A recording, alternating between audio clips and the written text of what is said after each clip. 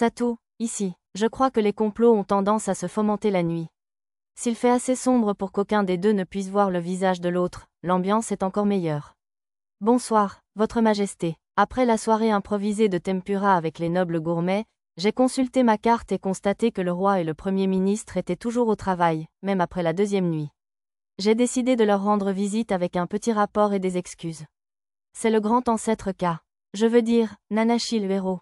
Comme toujours, le roi semblait penser que moi, ou du moins Nanashi le héros, j'étais en réalité le roi ancestral Yamato. Seigneur Nanashi? Oh, ancêtre.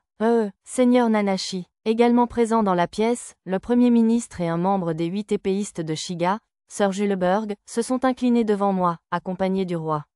À en juger par les papiers sur le bureau, ils semblaient discuter des candidats aux 8 épéistes de Shiga. S'il vous plaît, levez la tête. Sur ce, le roi et le Premier ministre levèrent les yeux et m'invitèrent à m'asseoir sur le canapé du bureau. Désolé de vous interrompre. Vous êtes toujours le bienvenu, répondit le roi avec empressement.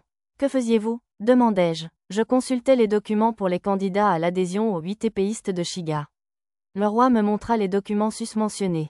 Je remarquai mon nom inscrit sur l'une des 15 feuilles de papier. La colonne des recommandations commençait par les noms de Dame Elmina, la tireuse des 8 épéistes de Shiga, ainsi que du duc Ugosh et de quelques autres nobles de l'ancienne capitale, du vice-roi de la cité labyrinthe Selivra, du général Ertal de l'armée du labyrinthe, et de bien d'autres. Ce candidat n'a atteint sa majorité que récemment, mais il semble posséder un talent et un courage considérables. D'après Dame Elmina, celle qui l'a recommandé, il s'est entraîné dur dans le labyrinthe et a considérablement progressé en très peu de temps. Comme j'avais changé de niveau public dans la rubrique des réseaux sociaux entre ma première et ma dernière rencontre avec Dame Elmina, elle semblait s'être trompée. Hein, c'est bien ça? J'ai grogné indifféremment face à l'explication de Sir Juleberg et j'ai parcouru le reste des papiers. La plupart étaient de niveau 45 ou plus. La plupart étaient des chevaliers sacrés, mais il y avait aussi beaucoup de chevaliers royaux et d'autres territoires. J'ai même vu des chevaliers errants et des chevaliers d'autres royaumes. Les seuls explorateurs du labyrinthe semblaient être moi et le noble écarlate, le baronnet Gélil. Ne pensez-vous pas que ces types conviendraient mieux aux 8 épéistes de Shiga qu'un gamin sans grande expérience? J'ai essayé de convaincre le baronnet Gélil et un katana de niveau 50 surnommé « Lame du vent ». C'étaient tous deux des nobles du royaume de Shiga au passé respectable. Si c'est ce que vous ressentez, Sir Nanashi. Oui, l'expérience est importante. Le roi et le Premier ministre étaient d'accord avec moi, mais Sir Juleberg s'y opposait vivement. Attendez une minute. La qualité la plus importante des 8 épéistes de Shiga est la force. Sir Pendragon manque peut-être d'expérience, mais il a le potentiel de devenir encore plus fort avec l'entraînement. Je pense qu'il deviendra un épéiste important pour le royaume de Shiga bientôt, ou... Vous poussez Pen à bout, hein? L'interrompis-je en plaisantant. Tous ces éloges me donnaient des frissons. Sir Juleberg, souhaitez-vous que Sir Pendragon rejoigne les 8 épéistes de Shiga? Demanda le Premier ministre. Je n'irai pas jusque-là pour l'instant. Sir Juleberg secoua la tête. Cependant, il fait partie des rares avec qui j'aimerais m'entraîner pour vérifier son talent. Ouf, il n'allait donc pas insister pour que je rejoigne l'équipe. Si je me retrouve coincé à m'entraîner avec lui, je m'assurerai d'une défaite éclatante. Ah oui, bonne chance. J'ai essayé de feindre l'indifférence, tentant de détourner le sujet et de me concentrer sur la raison de ma venue. Bien que Sir Juleberg ne semblât pas le remarquer, le roi et le Premier ministre ont saisi mon insinuation et ont clos la discussion sur les 8 épéistes de Shiga. J'ai entendu dire que le dirigeable que je vous avais offert a fait un atterrissage d'urgence. Je suis terriblement désolé, Sir Nanashi. Nous avons perdu le dirigeable si peu de temps après que vous nous l'ayez offert. Avant que je puisse m'excuser pour l'incident du dirigeable, le roi et le Premier ministre se sont excusés auprès de moi. Ne vous inquiétez pas, je suis venu m'excuser moi-même. J'ai essayé de les empêcher de se cogner la tête contre le bureau en guise d'excuse et j'ai expliqué la raison de ma venue. Des excuses, Sir Nanashi? Mais pourquoi? Oui, je suis venu jeter un coup d'œil quand j'ai appris que le dirigeable s'était écrasé.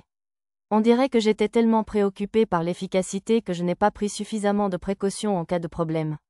Ajouter des fours magiques aurait été impossible sans affecter la capacité de chargement, mais j'aurais au moins dû ajouter quelques petits moteurs à énergie céleste avec un système de stockage magique semblable à une batterie, en cas d'urgence.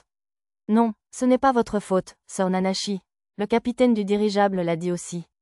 Le dirigeable a été attaqué par d'innombrables monstres volants, et d'autres monstres ont même causé des dégâts dans la salle des machines. Pourtant le dirigeable ne s'est pas désintégré en plein vol, les fours magiques n'ont pas explosé et les moteurs à énergie céleste n'ont cessé de tourner qu'au moment de l'atterrissage d'urgence. Sœur Nanashi, c'est bien ce que dit le Premier ministre. Il serait absurde de demander plus. Vraiment? Tout à fait. Je supposais qu'ils avaient peut-être raison, puisqu'il ne s'agissait pas d'un dirigeable militaire, mais je voulais quand même ajouter quelques dispositifs de sécurité supplémentaires, si possible. Alors, vous n'en avez pas besoin? J'ai brandi les plans du nouveau dirigeable que j'avais dessiné à la lumière des récents événements. Des plans? Oui, j'ai ajouté 6 petits moteurs à propulsion aérienne pour qu'ils puissent atterrir en toute sécurité même en cas de panne des moteurs principaux. J'avais conçu ces petits moteurs dans le but précis d'obtenir une flottabilité supérieure à la normale en peu de temps, plutôt qu'une flottabilité constante mais réduite sur une longue période. Le dirigeable transporterait environ 20% de passagers en moins que le modèle précédent, mais sa capacité de charge resterait supérieure à celle des dirigeables déjà en service dans le royaume de Shiga. Ne vous inquiétez pas, je vous donnerai gratuitement les pièces supplémentaires pour les gros moteurs à propulsion aérienne. Les dirigeants ont insisté pour payer, mais j'ai refusé, considérant la rénovation du dirigeable comme un rappel ou une maintenance. De plus, je les avais fabriqués avec des pièces détachées qui traînaient. Au fait, pourquoi le dirigeable a-t-il été écrasé? On aurait dit une sorte de querelle interne au sein de la famille du duc Vistal, mais je ne connaissais pas tous les détails, alors j'ai décidé de poser la question. J'ai honte de l'image que cela donne de moi en tant que roi, mais... Après cette introduction d'excuses, le roi et le Premier ministre m'ont donné les informations dont ils disposaient. De toute évidence, c'était le fils désavoué du duc Vistal qui avait tenté de le faire assassiner à bord du dirigeable. La raison officielle invoquée pour ce désaveu était qu'il était indigne d'être duc, bien que même le roi n'en connaisse pas les détails. Tiens, c'était donc une affaire de famille Vistal. Le dirigeable ayant été perdu à cause d'une dispute familiale concernant l'héritage, le duc Vistal devait payer une amende incluant le coût de sa reconstruction. Cela me semblait raisonnable. Savez-vous pourquoi ils ont attaqué le dirigeable? J'étais curieux de savoir pourquoi ils avaient choisi d'agir sur le territoire du roi plutôt que sur leur propre territoire. Si l'assassinat était leur objectif, n'aurait-il pas été plus efficace d'utiliser des méthodes classiques, comme le tuer dans son sommeil ou empoisonner sa nourriture? On dit que tuer un seigneur sur son propre territoire est aussi difficile que chasser un dragon. Ah, c'est logique. Les paroles du Premier ministre me rappelèrent qu'il serait difficile de tuer un seigneur chez lui quand on pouvait utiliser la puissance du cœur de la cité. Premier ministre, sœur Nanashi le savait sûrement, réprimanda le roi. Bien sûr, jetez un coup d'œil à ceci, sœur Nanashi. Le Premier ministre sortit 2 objets enveloppés dans un tissu bleu, un appareil brisé et un gros objet en forme de vis.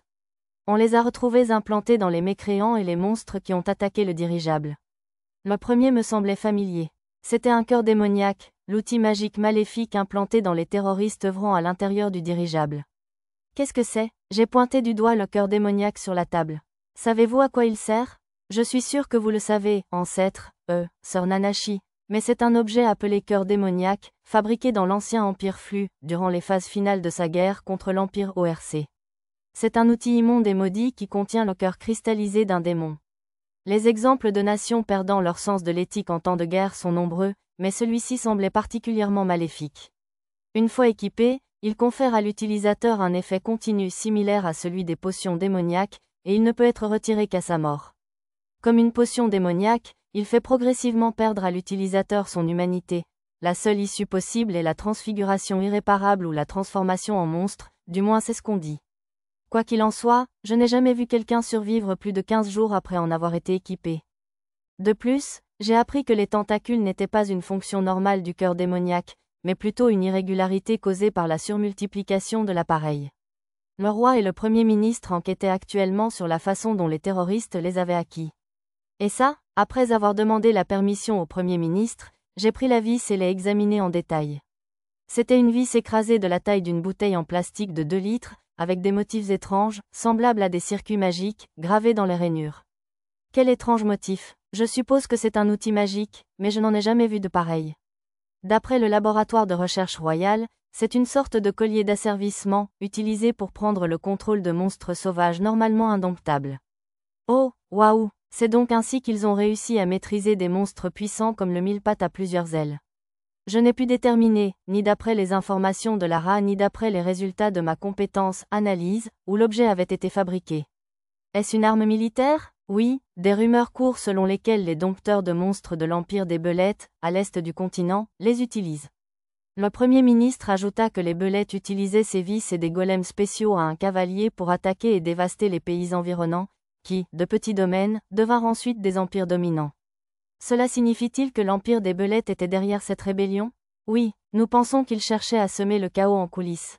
Le Premier ministre ajouta que l'empire des Belettes cherchait probablement à entraver l'intervention du royaume de Shiga avant qu'il n'attaque les petits pays de l'Est. Une guerre, j'imagine qu'il y a des guerres, même dans un monde fantastique. Il ne semblait pas aussi concentré sur les guerres entre nations que la Terre, car ce monde était menacé par les monstres et bénéficiait de zones tampons infestées de monstres, mais il était évident qu'il y avait encore des conflits militaires. En tant que roi, j'ai honte de ne pas avoir encore atteint la paix éternelle que le roi ancestral cherchait à instaurer. Waouh, je ne savais pas que vos objectifs étaient si ambitieux. Il n'y a pas de quoi avoir honte, Votre Majesté. Faites simplement de votre mieux. Je préférerais éviter les guerres, moi aussi, mais il serait dommage que le roi soit si préoccupé par de tels idéaux qu'il se laisse distraire. Je graverai vos directives dans mon cœur et je travaillerai jusqu'à l'os, au roi ancestral. Inutile d'aller aussi loin. Et puis, je ne suis pas le roi ancestral. Oui, bien sûr, je sais. Je vois bien à votre visage que non. Allez-vous envoyer des forces punitives au duché de Vistal? Puisque tous les seigneurs féodaux étaient réunis dans la capitale royale, je ne voulais pas être convoqué pour faire une telle chose, d'où ma question. Oui, nous prévoyons d'envoyer le 3e ou le 5e régiment de chevaliers, puisqu'ils peuvent être envoyés immédiatement. Je sais que cela va à l'encontre de vos préférences, Sir Nanashi, mais puisque le duc Vistal en personne l'a demandé, je crains de ne pouvoir refuser. Ayant compris que je n'aimais pas la guerre, le Premier ministre et le roi répondirent à contre-cœur. Pour l'instant, j'étais simplement soulagé de ne rien avoir à faire en tant que vassal du baron Muno. Non, je comprends. Les 8 Shiga viendront-ils aussi? Nous n'en avons pas l'intention, répondit Sir Juleberg sans détour. Nous sommes les épées du royaume de Shiga pour protéger le pays des plus grandes menaces. Ouf, au moins, les candidats aux 8 épéistes de Shiga ne seront probablement pas enrôlés, alors. Le duc Vistal a demandé que Sir Gwen soit également envoyé. Ah, c'est vrai, la famille de Gwen est vassale du duc. Sir Juleberg grimaça aux paroles du Premier ministre. À en juger par le contexte, Sir Gwen devait être l'un des 8 épéistes de Shiga.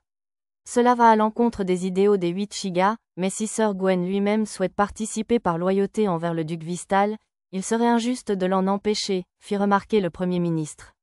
J'imagine qu'aucune règle n'interdisait leur participation à une guerre civile. Maintenant que la conversation avait dévié vers des sujets privés, je décidai de m'écarter du chemin du roi et de ses compagnons. J'étais déjà resté plus longtemps que prévu. Je ferais mieux de sortir, Votre Majesté. Je me levai du canapé. À plus tard. D'un signe de la main désinvolte, je sautai par la fenêtre, puis utilisai retour en plein vol pour me téléporter au manoir du baron Muno. Bon retour, maître. Arisa s'assit dans son lit et me salua à voix basse.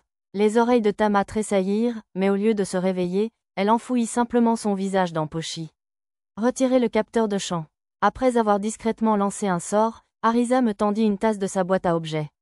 On dirait que tu as eu une longue journée.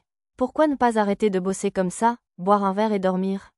J'ai accepté la tasse, qui sentait bon et chaud. On aurait dit du lait sucré. Maintenant, endors-toi dans les bras de Sainte Mère Arisa.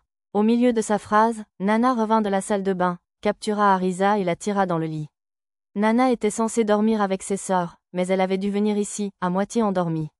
D'habitude, elle utilisait Mia comme coussin pour ses câlins. Peut-être avait-elle confondu Arisa avec Mia. Après avoir bu le contenu de la tasse et l'avoir rangé dans le rangement, je me suis glissé moi aussi au bord du lit. Bonne nuit, Arisa. Tandis qu'Arisa luttait pour ne pas suffoquer sous le poids de Nana, je me suis endormie dès que j'ai fermé les yeux.